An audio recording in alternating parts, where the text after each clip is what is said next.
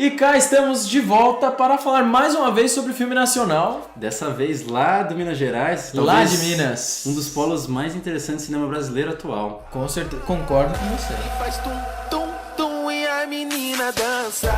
Faz tum, tum, tum. Bom, Baronesa é um filme que se passa na periferia de Minas Gerais e conta a história de duas mulheres que trocam confidências, intimidades, laços e tudo mais, mas que nesse meio tempo estoura uma guerra de facções lá. E uma delas decide fugir para uma região chamada a tal Baronesa, tal utópica, tal real, a gente vai discutir isso. Não sei então se é tão utópica. Um pouquinho aí decorrer do vídeo. Bom, antes de qualquer coisa, acho que é interessante comentar sobre o cenário lá do cinema mineiro, né? Acho que é muito forte, muito catapultado por conta do Festival Tiradentes, que acontece lá.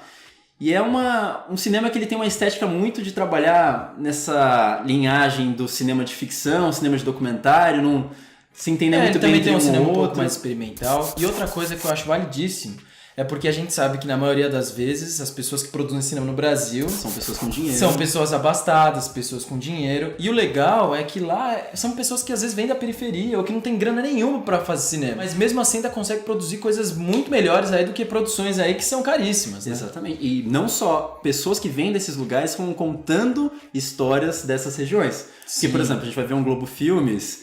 É o que acontece, o pessoal contando história dentro de um cruzeiro, ou em Las Vegas. Ou até mesmo quando se propõe a fazer história, quando eles vão numa periferia, acaba tendo uma visão aí um tanto... sabe? Inclusive, acho que é uma coisa que puxa um pouco da do cinema novo, né? Aquela estética de dar enfoque mais para essas classes que não são muito vistas no cinema, uma ideia de menos cosmetizar, com aquele texto do Glauber Rocha, e mais contar de uma forma naturalista, talvez. E é legal também que é um olhar muito mais honesto. Uma coisa bem interessante é que a diretora, né, ela morou no lugar, então ela pôde entender como funcionava aquelas pessoas, conversar com elas, e isso fica muito claro no filme. E outra coisa mais surpreendente desse filme ainda é que ele é um filme de conclusão de TCC. Olha, então imagina. Que legal. Poxa, acho que a diretora também deve estar bastante feliz em ver um trabalho dela de tanto tempo, árduo pra caramba nas telonas, né, de várias cidades, né? Bom, então só para sintetizar, eu acho que o que esse cinema mineiro tá fazendo é tanto quebrar com paradigmas de uma forma estética, você falou do experimentalismo, dessa coisa de documentário ficção, como também social. Então eu acho que é um cinema muito forte, muito relevante, que tá trazendo nomes como Afonso Shoa, que a gente já... Que também ele ajudou em algumas coisas nesse filme. Exatamente, eu acho que ele tá cotado como montagem. Sim. Inclusive a Juliana Antunes, ela colaborou com assistente de direção no filme Arábia, que a gente também falou aqui. Aí tem deixar na cartelinha caso vocês queiram assistir. Que é um outro filme muito bom também, que eu gosto mais que o Natan. Mas é um cinema que tá... O André Novaes também, que fez o Ela Volta na Quinta, são nomes aí fortíssimos. Tomara que eles tenham um alcance que outras produções brasileiras estão tendo. Bom, já que a gente comentou do Afonso Shoa, né? O meu amado A Vizinhança do Tigre, que é um maravilhoso, outro filme dele, né? lá também, que tem essa estética meio documentário ficção que a gente vai comentar aqui também. É um híbrido, né? Que eles chamam de filme híbrido. Exatamente. Mas uma coisa que eu acho muito interessante no Vizinhança do Tigre, que eu acho que acontece aqui também, é uma temática que meio que transita... A gente tá falando da parte estética, né? Que tem essa questão do documentário ficção, mas na parte temática isso também acontece. Principalmente na figura das crianças. Existe uma coisa meio de felicidade, mas ao mesmo tempo tristeza, uma coisa de uma ingenuidade, mas ao mesmo tempo realidade. O que eu quero dizer? Por exemplo, tem uma cena lá no filme em que as crianças elas estão brincando sobre o que elas iriam fazer para tirar o pai delas da prisão. Que é uma cena assim, muito terna, é muito carinhosa, mas ao mesmo tempo é muito triste, porque o cara ele tá preso, você vê que a família tá desestruturada. Então, se você for comparar esse filme com Vizinhança do Tigre, por exemplo, existem muitas cenas em que os garotos estavam num momento fumando crack e no outro brincando de pipa. Então eu acho muito legal essa dicotomia temática, de você trabalhar com uma coisa muito pesada, mas ao mesmo tempo muito carinhosa. Exatamente, porque o filme ele poderia deixar a coisa muito dramática e poderia deixar a coisa muito violenta. Mas ele faz o contrário. Até mesmo quando a gente lê a sinopse, essa coisa de briga entre gangues e tal, e facções, ele não é um filme pesado, não é um filme denso. Ele é um filme que você consegue rir, você consegue entender os personagens e você também consegue se comover com eles. Exatamente. Então eu acho que ele consegue aí caminhar por todos esses pontos aí e fazer isso muito bem. E eu acho que o grande motivo disso é o recorte que a diretora faz do filme, porque assim, a gente já viu milhares de filmes que tratam dessa questão da gangue, então Tropa de Elite, Cidade de Deus, até mesmo Vizinhança do Tigre, né, que a gente vê o impacto dessa droga na vida de algumas pessoas. mas eu acho que esse filme tem um recorte diferente, a gente vê do ponto de vista feminino. Sim. E eu acho que essencialmente isso é uma coisa muito política, né? Porque a gente vê que a maioria desses filmes tem uma violência muito forte, uma masculinidade muito forte, enfim, o estereótipo, né, do que seria masculino. E eu acho que é legal a gente ver essa mesma periferia, que é sempre muito violenta, de um ponto de vista feminino. Eu acho que é muito sensível, eu concordo totalmente com você. E outra característica no filme também, que eu acho bastante interessante, é que são não atores, né? Se é assim que a gente pode dizer. São pessoas que moram naquelas regiões. E não sei se você sabe, mas o processo de produção desse filme lembra muito de um diretor que a gente gosta muito, que é o nosso querido Hong Sang-soo, que a gente acha que ele não trabalha meio com roteiro.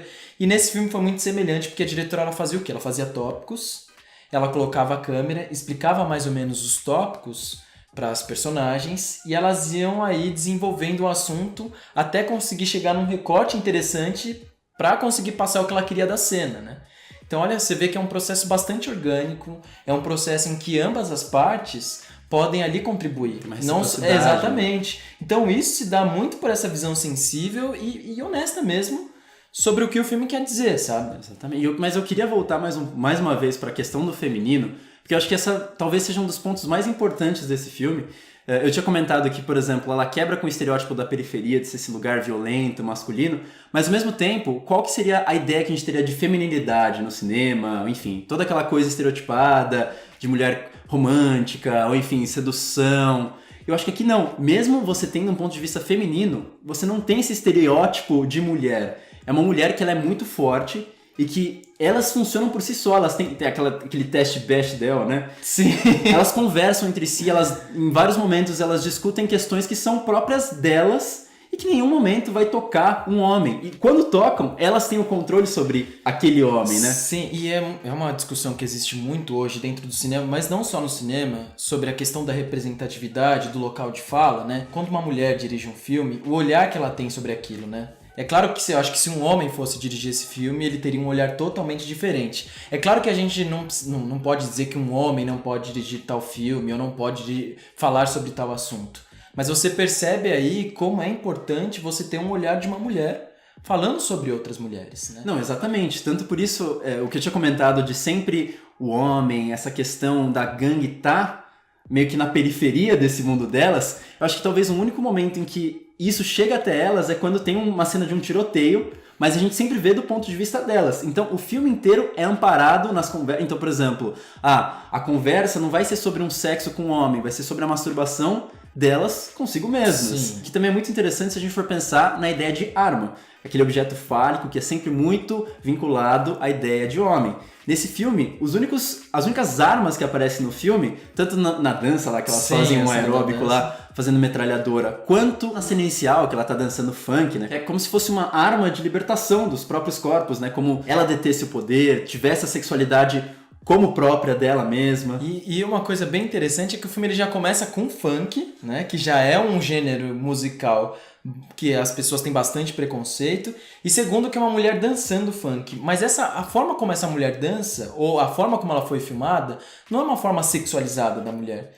Isso, mais uma vez, eu acho que é interessante você entender o olhar da diretora sobre esse ponto de vista, né? Talvez se você olhasse essa cena apenas ela, sem assistir o filme, talvez ela poderia dar essa conotação de sexualização e tal. Mas quando você vê ela no contexto do filme, faz total sentido. Eu acho que conversa com todos os outros temas que ela discute. Inclusive, né? Que nem eu falei, eu acho que é justamente o resumo desse filme, porque é como se fosse essa arma dela que vai, enfim, fazer com que ela sobreviva e, mais que isso, que ela tenha uma voz, né? Porque a gente nunca vê a voz da mulher, principalmente em filmes no lugar da periferia. Agora, voltando aí num outro ponto bastante relevante do filme, é aquela coisa do filme híbrido, né? Que hoje no Brasil se faz muito também, que é essa coisa de você Sempre não... se fez muito, né? Sim, mas acho que hoje em dia é como se fosse uma tendência, né? Sim. Hoje está se fazendo mais do que eu acho que, sei lá, nos anos 2000 eu não me recordo muito de filmes brasileiros. Pior que tem, cara. Você acredita? A Maria Augusta Ramos, que fez o Processo agora, o Juízo, é uma coisa que transita meio nisso. Enfim, o Coutinho também tem no Jogo de Cena, mas tem uns filmes da década de 70, não lembro qual é o nome do diretor, aquele que fez o Blá Blá Blá. Sim, é... O André Tonati. Isso, André Ele Tonati. também brinca um pouquinho com essa coisa, então é uma tradição que cresceu, mas acho que agora Não, eu não tô talvez dizendo- seja eu não- mais relevante, né? Sim, eu não tô dizendo que isso foi criado agora, que isso foi inventado agora, né? Porque afinal de contas acho que no cinema tudo já foi feito. Não, sem contar que a própria origem do cinema, né, o Lumière, essa questão de documentário e ficção, porque teoricamente eles estavam pegando vistas do cotidiano Que não dos eram moradores. cotidianos, Que né? não eram cotidiano, E porque hoje tem- muitas vezes eles sim. manipulavam também. Tem muitas teses. Hoje, inclusive, tem uma cena, né? Já viajando pros irmãos Lumière, que o pessoal tá tomando café fora, assim, de casa, porque antigamente eles costumavam tomar café fora da residência, né? E tava um vento do caramba, assim. Aí, tipo, o professor perguntou, você não viu nada de estranho? A gente falou, não, realmente tem um vento. Aí ele, então, de fato, isso a gente não pode considerar que é um documentário, porque aquilo foi tudo armado para que se parecesse com o café da tarde cotidiano daquelas pessoas. Não, se você for ver, o Thomas Edison, que era o respectivo americano deles, ele levava a cena, por exemplo, a cena de uma barbearia pra dentro de um estúdio. Então, o cenário inteiro era preto, mas historicamente é como se nada tivesse Sim. acontecido diferente. O que Sim. a gente quer dizer com tudo isso é que, mesmo sendo documentário, o que a gente sempre fala, né? Tem um enquadramento, então a gente tem uma representação do que seria da realidade. E esse Sim. filme, por mais que ele se pretenda ser, enfim, tem uma coisa meio documentária, por mais que ele se defina como ficção, ele tem um recorte disso tudo também. Claro. Bom, uma cena que eu queria destacar nessa questão de documentário-ficção é justamente essa do tiroteio. A gente estava falando que a diretora ela teve uma aproximação, aparentemente, né, teve uma aproximação bem carinhosa, bem sensível com os seus personagens, a ponto da gente como espectador não sentir uma interferência dela nas ações. Mas nessa cena o que acontece é justamente o enquadramento tirando a gente de toda essa realidade e falando assim, ó, por mais que a gente esteja mostrando a vida dessas pessoas, isso não passa de um filme. Sim. Então, obviamente, vão ter recortes disso. Cara, e é maravilhoso essa cena do tiroteio, porque assim, como a gente falou antes, é um filme de baixo orçamento, então imagina gravar uma cena de tiroteio, né? Seria quase impossível. Então o que eles pensaram, vamos fazer isso através do áudio, né? Que não é algo novo, né? Que já foi feito várias vezes também, mas é um recurso bastante inteligente, porque ele consegue criar uma tensão e a gente também não precisa ver para entender o que tá acontecendo. E a qualidade pro filme brasileiro e de Sim, TCC, inclusive, exatamente. também. Mas outra coisa que eu acho que é interessante também, além do áudio nessa cena, e, enfim, de modo geral no filme inteiro, é uma questão que, enfim, a gente tá pegando agora o francês aqui, o André Bazin, que escreveu lá pra Carreira do Cinema. Inclusive, você que foi assistir os filmes lá do Rossellini na mostra do Cine Sesc. Cara, que Roma, incrível. Roma, Cidade Aberta. Mas eu quero falar de um outro filme dele, Meu Alemanha Deus no do céu. Zero. O que acontece? O André Bazin, Outro filme foda. ele tem um texto que ele fala sobre o fundo cinematográfico dos filmes. Como, por exemplo, em Hollywood, você tinha os estúdios em que tudo era montado, como tá aqui, e que não dava uma sensação de realidade. E quando você vai pro neorrealismo, além de todas as outras milhares de inovações que tem lá naquela escola, o que acontece? Você também tem uma realidade muito tangível por conta das ruínas Sim. da guerra. E o que acontece? Esse filme, diferentemente do Globo Filmes, Sim. por mais que eles vão pra locação, enfim, montam uma favela no meio do Rio de Janeiro, o que acontece? Aqui você está justamente no ambiente em que as pessoas moram. Então você tem uma realidade muito grande. Nessa questão da gente mexer a câmera muito rápido, é mais uma vez uma quebra, porque a gente está muito ambientado, tanto socialmente, tanto no design de produção, né, que no caso é realista aqui. O único questionamento que eu tenho com essa safra de filmes, Sim. enfim, tanto o Vizinhança do Tigre, o Arábia, principalmente no Arábia, aqui também um pouco de certa forma, que a gente vê muitos momentos em que os personagens parecem que estão refletindo, ou enfim, a gente criou tantas metáforas, tantas interpretações em torno disso. Se os personagens retratados, enfim, se eles assistissem esse filme, eles se importariam com todo esse psicologismo que a gente está criando, ou seria meio que um pedantismo não só da crítica, mas também dos próprios produtores que estão fazendo esse filme levantar tudo isso? Claro, eu acho que não, porque, que nem quando o filme ficou pronto, uma das primeiras pessoas a assistirem o filme foram os personagens, foram aquelas pessoas que vivem ali. E de certa maneira, acredito eu, que tem agradado muito eles, porque como a gente já disse anteriormente, eu acho que é um filme bastante honesto no que ele se propõe a fazer, no assunto que ele se propõe a tratar. Ele não desrespeita ninguém ali, ele não tem um olhar também muito unilateral ou também muito estereotipado sobre uma determinada situação. Então eu não acho que seja um pedantismo. Cada um tem uma percepção diferente de um filme, isso que eu né? ia dizer. Não tem como a gente dizer que existe certo ou errado dentro do cinema, né? Porque depois que o diretor fez um filme e lançou, o filme não é mais dele como toda obra de arte. Ele não é mais dele, é de quem assiste. Então, independente, a gente não vai ter um diretor sempre para explicar pra gente o que o filme quer dizer. Exatamente. Não, a gente Então, precisa ter um Christopher Nolan, e não deve ter um Christopher Nolan a todo momento. Deus me livre. Então eu acho que assim, foi um filme muito honesto no que se propôs a fazer, respeitou todo mundo E eu acho que os personagens se viram felizes da maneira como eles foram retratados. Eu só levanto esse questionamento porque a gente ouve falar que a Juliana Antunes ela tá recebendo muitos questionamentos sobre, Sim. enfim, pegar e só os corpos deles, em se Sim. sexualizar, ela tomar um lugar de fala desses personagens e tudo mais. Eu acho que, eu concordo com você, uma pessoa que tá nesse filme, eu acho que teria uma visão totalmente diferente da que a gente tem, que é totalmente diferente de uma pessoa que Sim, costuma e não consumir necessariamente vai filmes. ser ruim a visão que eles vão ter. Acho que só é diferente. Bom, eu queria falar do plano final, mas como eu fui censurado aqui... Não dá, né, gente? Sem spoiler. Depois eu comento pra vocês, nos comentários. Mas o que eu queria dizer é o seguinte, eu que comecei falando do Baronesa, né, desse espaço utópico pra qual ela quer fugir, enfim, porque o Baronesa não existe de fato, né? Eu acho muito legal esse título, porque além de ser esse espaço, elas também são as baronesas, né? Baronesa, esse símbolo de nobreza, num espaço que é opostamente da periferia. Sim. Então é um filme que brinca com essas dicotomias o tempo inteiro. É um filme foda, cara. Pra gente ver como o filme é bom, eu e o Natan concordamos, cara. Apesar que a gente vinha até concordando nos últimos tempos, né? Mas Baronesa, cara. Mas vale a pena. E pessoal, eu vou falar isso todo vídeo, é chato, mas eu vou dizer. Assista ao cinema. cinema Exatamente, nacional. cara. Vamos dar oportunidade para os novos diretores. Vamos incentivar o cinema nacional, ainda de baixo orçamento.